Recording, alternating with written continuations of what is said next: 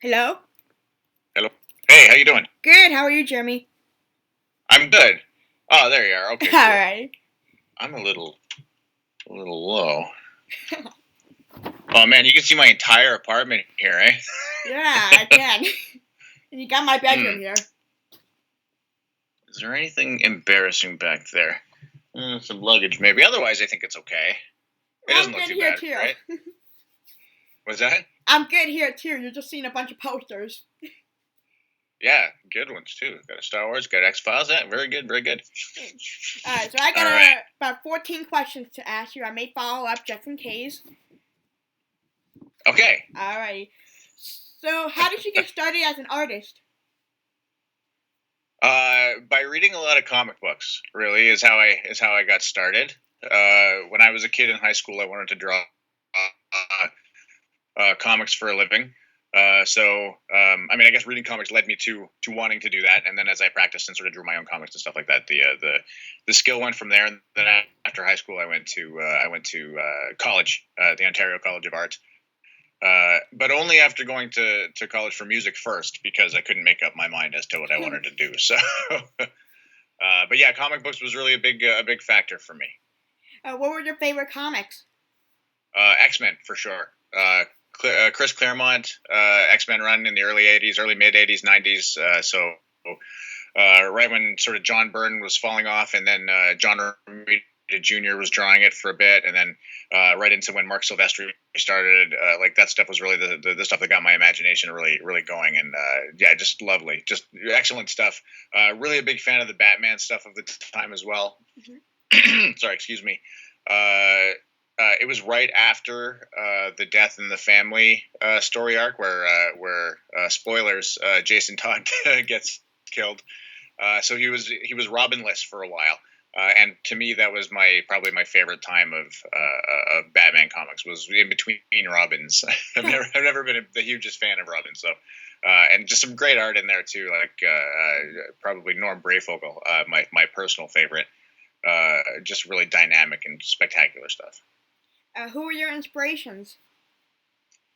From an artistic standpoint, definitely Brayfogle, as I mentioned. I think I take a lot from John Byrne, uh, the classic stuff like that, Neil Adams, and going a little bit more recent than that, I probably like into Walter Simonson.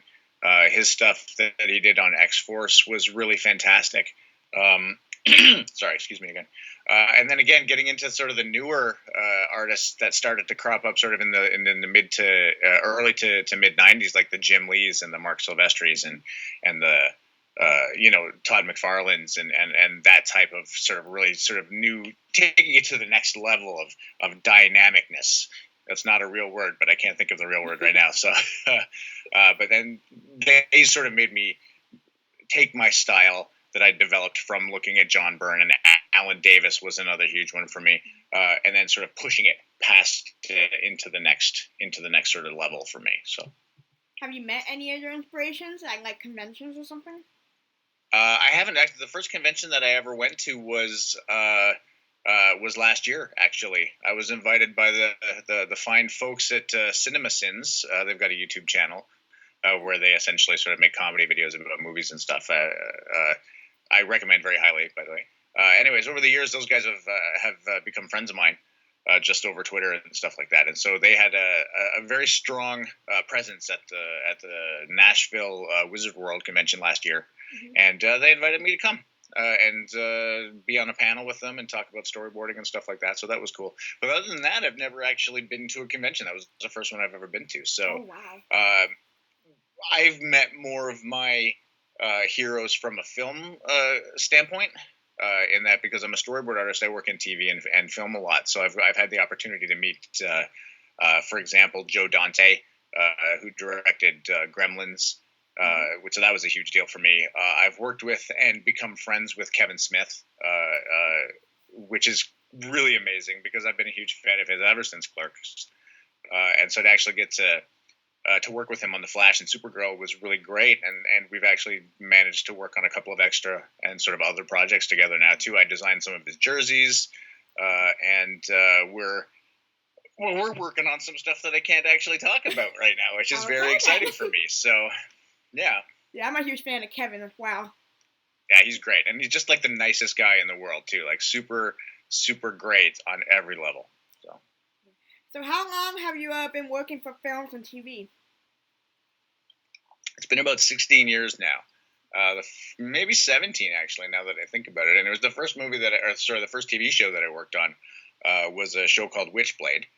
And that was like literally, I was just doing some spotty things here and there. I storyboarded a music video for some of my friends from music school, and just doing little odd bits and pieces there. I'm not going to bore you with the entire story, but through some people that I knew who were in the film business and who knew me from music school, I managed to interview for this Witchblade job. And the showrunner, Ralph Hemaker, like literally looked at I had very little in the way of samples, but he looked at them. He knew I could draw, so that was good. But we literally just sat around like talking about comic books for about 45 minutes, and he gave me the job on the spot. It was great.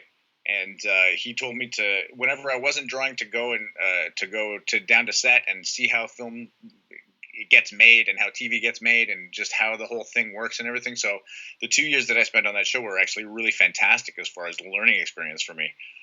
And as it happens, 15 years later, I mean, that was in Toronto. And then 15 years later, I moved to Vancouver because the market in Toronto is a little bit weird. And Vancouver has all these shows that are shooting here. So I think I'm going to give a go of it here. And I work on a couple of shows. Then I get on to Flash. And my second episode of Flash, Ralph Hemaker, the showrunner of Witchblade, the guy who gave me my very first job, comes in and he's directing an episode. So that was really great. We've managed to work together 4 or 5 times since. So That's so it's cool. a cool story. Yeah. Well, it's great to always be working with more people than once. Oh, absolutely. Yeah. I mean, that's one of the great things about working on these shows is that they do tend to bring the same directors in repeatedly. So yeah, it's almost like meeting new friends. You're meeting old friends again. You know what I mean? When they come in, Yeah. it's really nice. So how many sketches do you work on per day? Sorry, how many? Sketches. Oh, that's such a weird question. Not a weird question, but a hard question to answer. It depends on the day. I usually work. I usually work about 10 or 12 hours a day on what I do. Sometimes if I'm under a crunch, I'll go as high as 16 to 20. Oh wow. I try not to do too many of those in a week, although I do tend to do 1 or 2. And every page of my storyboards has 3 frames of storyboards on it. So I draw anywhere from, I'm just going to try to shorten this answer a little bit. I draw anywhere from 60 to 80 of those single frames in a day.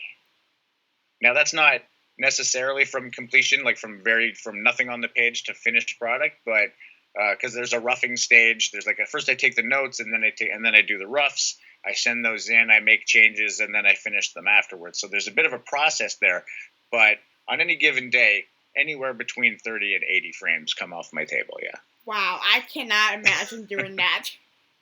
It's a skill. The speed with which I draw is a skill that took me a very long time to develop. It's true because I mean there's a lot of shortcuts that you have to take, which is why when you see something like that Supergirl that I posted yesterday, I don't know if you saw that or not, with all the color and everything, it's such a nice change of pace to be able to take your time and do a little bit of that when I have the opportunity to. So yesterday I had a light day, so I worked on something a little bit more fun like that. That sounds great. And would you say though for the hardest part of your job as an artist or just something else? The hardest part of my job as a storyboard artist, to be perfectly frank, is communication. Actually, the art kind of comes naturally to me by now. So for me, it's about communicating between me and the director. The director's running the show, and I draw what the director wants. So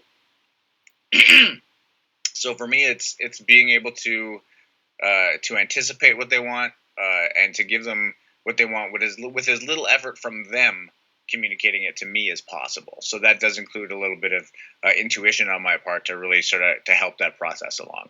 And that's a skill that I've developed over the years, and one that I think makes me a particularly good storyboard artist. So, what movie or TV show was the hardest to work on?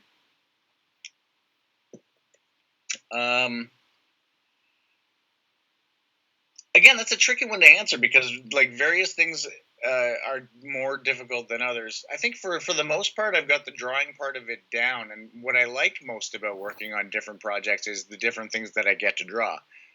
Flash and Supergirl, I get to draw pretty much a new villain every week, so that's fun. Um, I would say that working on movies is difficult when you work on a lot of TV because you have to sort of really be very conscious of expanding your mind a little bit. When I draw TV boards, I'm very mindful of the fact that they need to shoot this TV show in 8 days. Sometimes, no matter what I draw, they have 1 day to shoot it. So I need to make sure that what I draw can be filmed. So I think that is something that I bring to the mix as well, where I'm actually very mindful of that all the time. Last summer when I did Deadpool, it took me a couple of weeks I was working on Deadpool 2. It took me maybe not a couple of weeks, but a couple of days anyways, to really sort of get past the sort of barriers that I put up for myself. Do you know what I mean? Yeah. Whereas I'm constrained on TV, and I really got to open up a lot on Deadpool 2, which was very cool. I think that answers your question.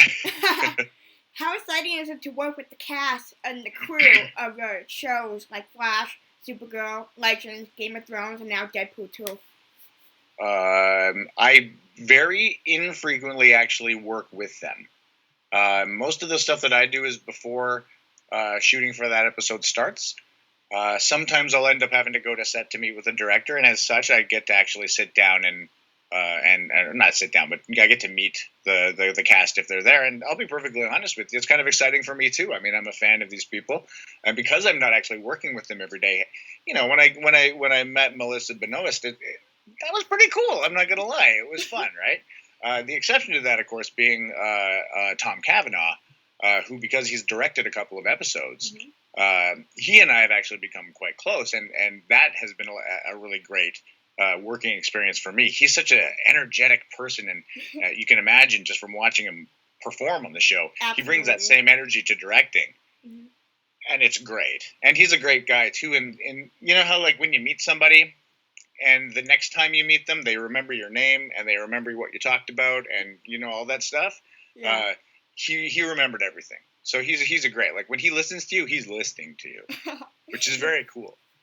Yeah, the same thing happens to me whenever I meet a certain celebrity or something. They remember me, or they remember what we're talking about. So I think that's the coolest thing about having a relationship like that.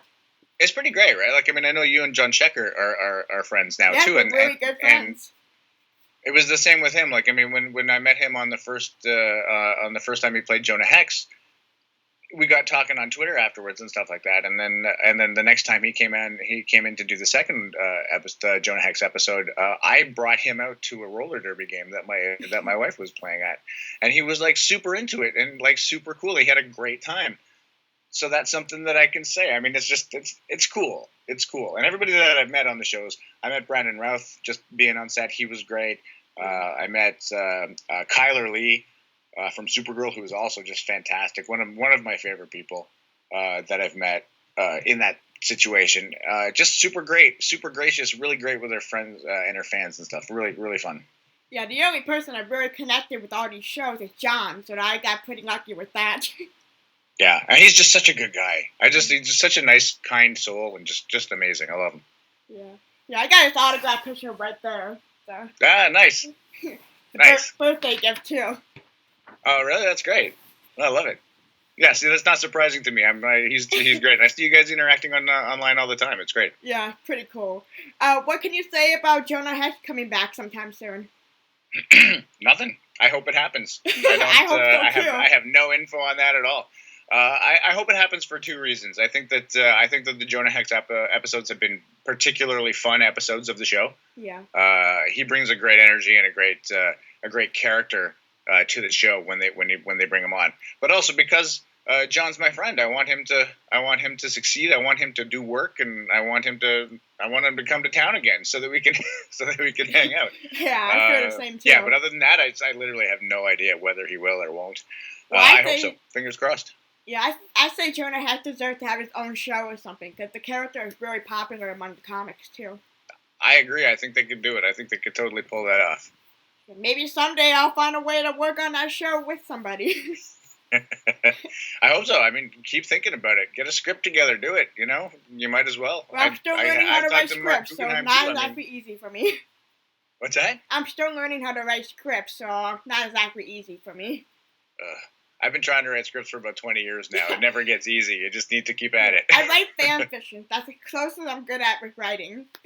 Right. I'm a good idea guy. I get the first 20 or 40 pages of a script down, and then I'm like, yeah, this is great. And then, I get so many ideas. I can't finish it. I can't follow through. Yeah, I get so many ideas today. It's just hard to control it all. You want to start one thing, and then you want to do another thing. Yep, exactly. Yeah. So let's keep going with the questions. What would be your dream film or TV show to do sketches for? I mean, I have to say Star Wars. I think any of the Star Wars world would be something that I would be extremely interested in doing.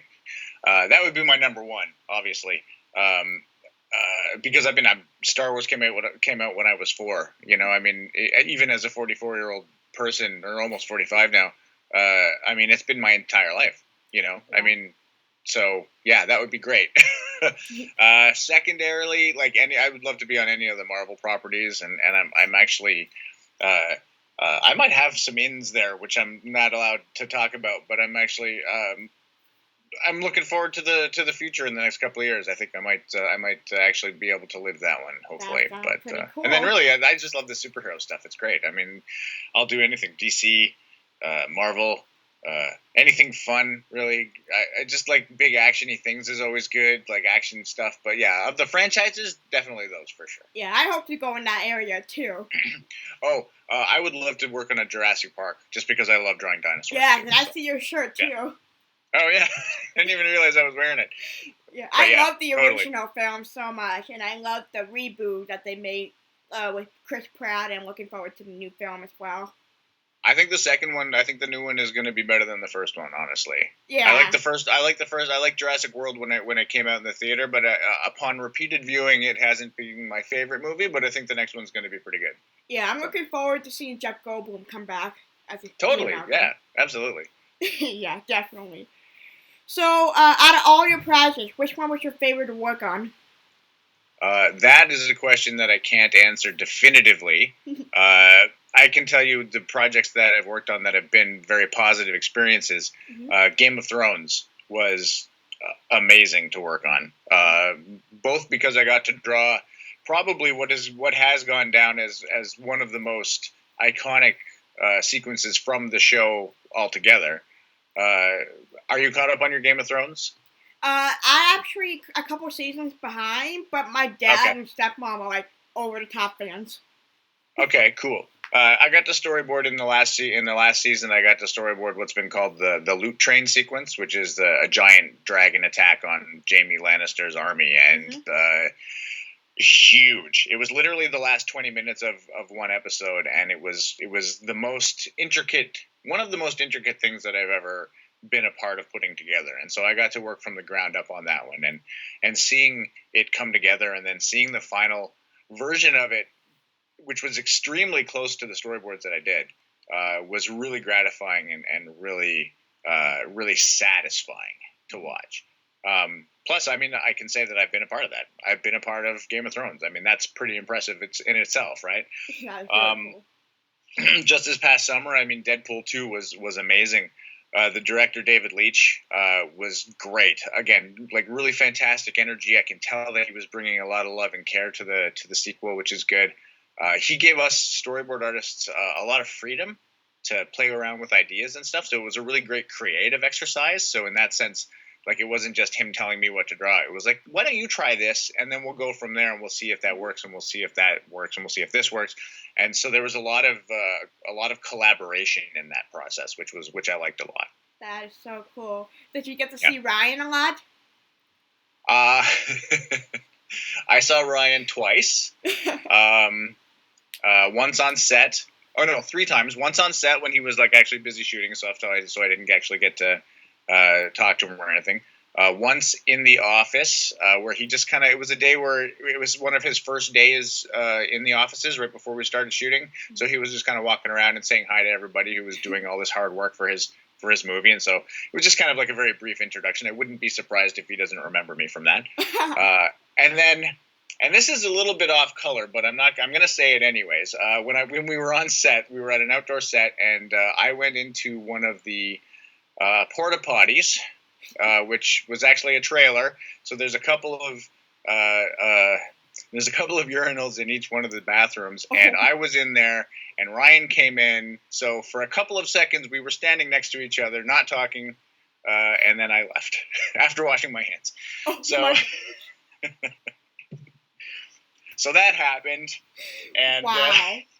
I did not find it to be an appropriate opportunity for me to say hello, so I did not. So. That is hysterical. That would be really awkward too. Well, I mean, as a man, I mean, obviously you do that all the time, and there's always people standing next to you. Yeah. In public washrooms, so not in that sense, not that awkward, but being very aware of the fact that it was Ryan Reynolds, a little awkward, yeah. Anyways. I did get to meet Josh Brolin too, and he was very friendly. So. Oh, I love Josh. He sent me an autograph last summer from when he was working on the Avengers. I wrote him fan mail. He sent it right back to me. That's super nice. Yeah, he was really nice. We had a very brief conversation amidst a whole bunch of conversations happening. So it's not the type of thing that I expect him to really remember or to stick out or anything for him. But for me, it was pretty good. Yeah. That is so cool. I can't wait to see the new film too. So I'm psyched for that. I think it's going to be great. I mean, I obviously have seen a lot more of it than you have, but I think it's going to be pretty good. I can't wait. So, just a couple more questions. What advice would you have to offer to up-and-coming artists? Study, and always be drawing.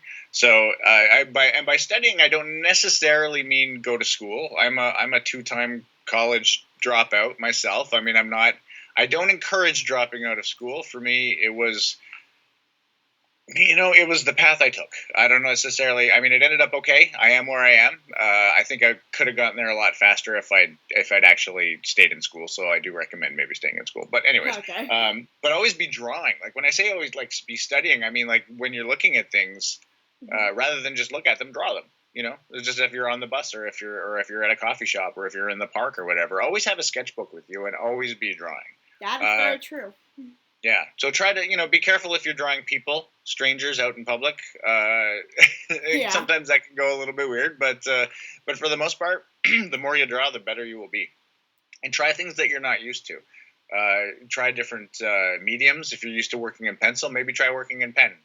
Try painting. It's the one thing that I regret is that when given the opportunity in school to try painting and actually learning how to paint, I wasn't interested.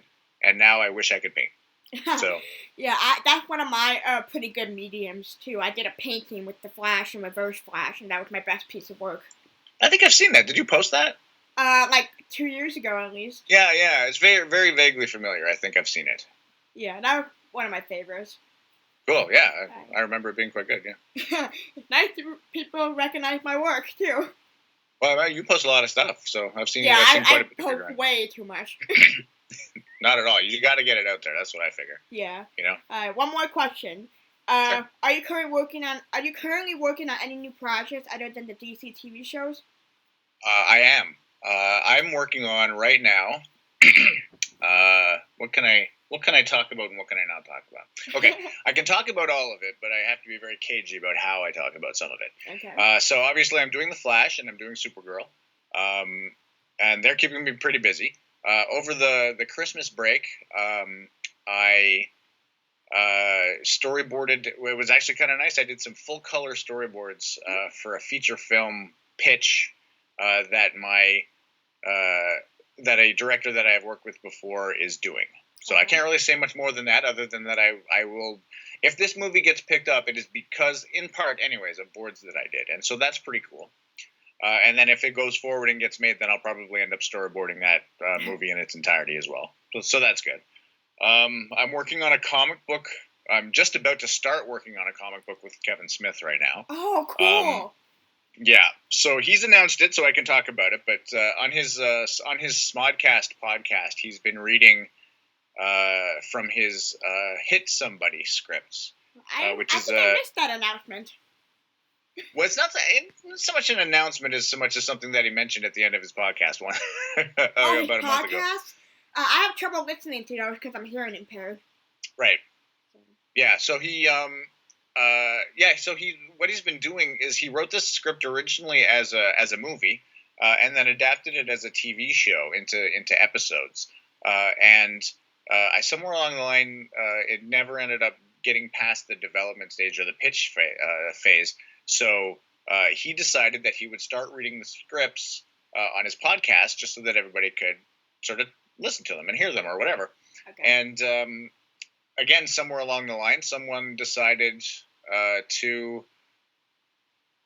somebody suggested, I should say, that he maybe do it as a comic book, as a graphic novel. And so one day out of the blue, I get a text from him, and he's like, yeah, so listen to this podcast and tell me what you think. And so from there, he's going to send me the scripts, and we're going to make it into a graphic novel. Well, if we ever get there, I'd look forward to reading it. Cool. It's, I'm hoping, timeline-wise, I'm not exactly sure, but I'm hoping to get started on it within the month, actually, so that should be good. Great. Plus, I've also got a comic book pitch that I've done myself with another writer friend of mine, whose name is Kelly Brack, which we're shopping around to Image Comics and Dark Horse Comics and a whole bunch of other places that we're hoping to get a 4-issue miniseries published from that. That sounds cool. And I hope to hire you someday for one of my own works, too. What's that? I hope to hire you someday for my own work, because I've got great ideas, and thanks to John, I'm working on something. Totally. I mean, hey, I'm an artist for hire. I'll do whatever. All right. Well, it's been a great honor to talk to you today. Oh, thank you. The honor was mine. It's been great. All right. Well, thank you for taking the time to talk with me and answering these questions, and it's been great. And for anybody who is watching this, I want you all to know that Belle and I have known each other for, it's going on about 2 years now. Yeah. Pretty much ever since I started on The Flash as a storyboard artist, and we talk on Twitter pretty frequently. And this is the first time we've actually met in person and talked in person. And it's been for me, it's been great fun. So yeah, it's been great. Awesome. All right. Well, have a good one. Thank you. Thanks for having me on. No problem. I'll let you know when the video is posted. Awesome. Please do. I will share it and make sure that all of my 3 fans go and watch it. Alrighty. Awesome. Thank you. Have a nice day. Thanks. You too.